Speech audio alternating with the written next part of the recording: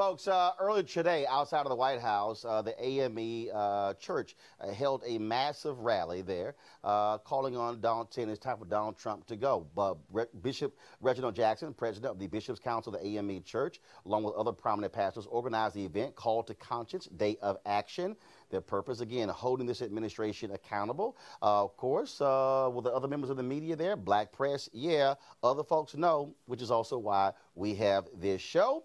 We talked to some pastors about that event.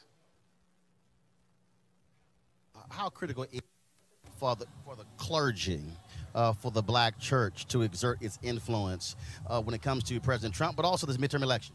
The largest independent organization black people have is the black church.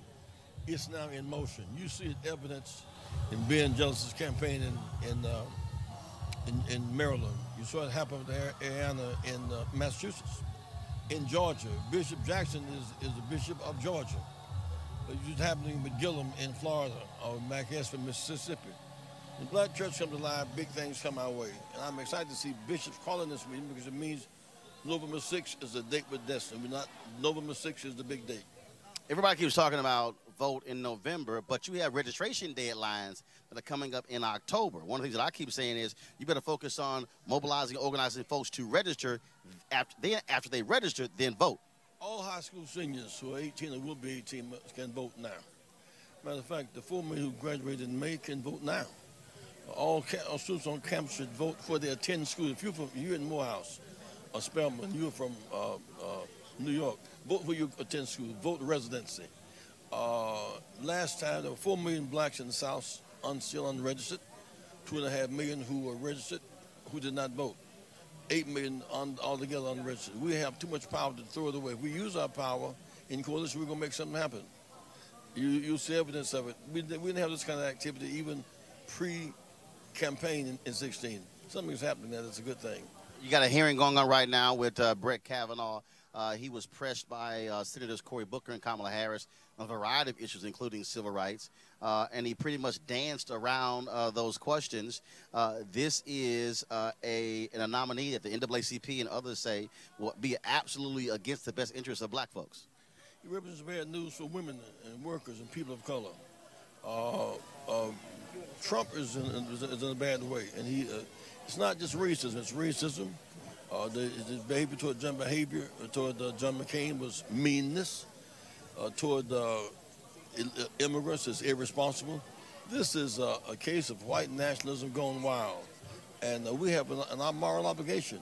This is an ideology that's un-American. We must fight until he is sent out of this place prematurely. Bishop, why did you decide to call this event here in September in Lafayette Park, right in front of the White House? Well, historically, the black church has been the conscience of the nation. With all this going on, it was time again for the black church to call the nation to conscience. We've heard nothing except from what they call the evangelical Christians who seemingly contradict what they say they believe. And when I say white conservative evangelical Christians, because there are black evangelical Christians. Yeah. And anyway, I think somebody had to speak truth to power. And we do not need to be professional prophets telling the king what he wants to hear. We need to tell him what he needs to hear. Jamal, I made that point because the reality is white conservative evangelicals have co-opted that name. You can be black and be evangelical, but not have the same belief system as they do. I would agree with you until I saw that circle of preachers at the table who are under that banner, that it is, in fact, black faces with a white conviction. And I think what was important here is that all different reformations came, not just AME, but AME Zion, Kojic, Baptist, to say what it is that we are conscientious Christians. Whether you're Republican or Democrat, you have to operate with some level of conscience. You also have these constant attacks. You see what's happening in North Carolina, where they targeted early voting. You see them wanting to outlaw voting on Sundays. I mean, these are direct attempts to target black folks. Well, that's why we call it conscience, because the fact of the matter is we know and they know it's not right, but if you don't say anything about it, they'll continue to do it. But we're in a war, and we've got to fight this fight, and we're going to fight every attempt to suppress our vote like we did in Rockland County, Georgia. We're going to do it in North Carolina and wherever else they try to do it. You talked about the pastors who met with President Trump over criminal justice reform. I wrote a piece where I said he should be meeting with black preachers, he should be meeting with black press and others, but the issue is what is said to him when they're at the table in the meeting. Yes, the people who are at the table shouldn't be honored to be there, but understand they have a responsibility. Our issue wasn't about them meeting, but as you said, what did you say at the meeting? Nobody at the table has ever been involved in prison reform work. None of them have prison ministries at their church, and none of them raised the salient questions germane to prison pipeline in our community and how we turn it around. Bishop, you're from Georgia. We just saw, of course, the attempt to close 7 out of 9 early voting locations in a county with 61% black. You have a Secretary of State who's running for governor on the Republican side who just recently said, look, we better look at the minority vote. And he was not saying, I want to compete for it. Do you believe you're going to see more attempts in Georgia and Florida with Andrew Gillum and other places where they are going to directly, like a laser, target African Americans to keep us from voting? Oh, unfortunately, I think it's only the beginning. You're going to see more in Georgia. You're going to see more in Florida. Wherever you have black candidates for major positions, you're going to see it. And again, that's why I want our people to understand this is a fight. We cannot just sit around and complain about it. We've got to speak out and we've got to fight against it. And we want them to know the war is on. What is the message specifically for somebody who says, look, I don't really see anything happening. Why should I even bother going to the polls?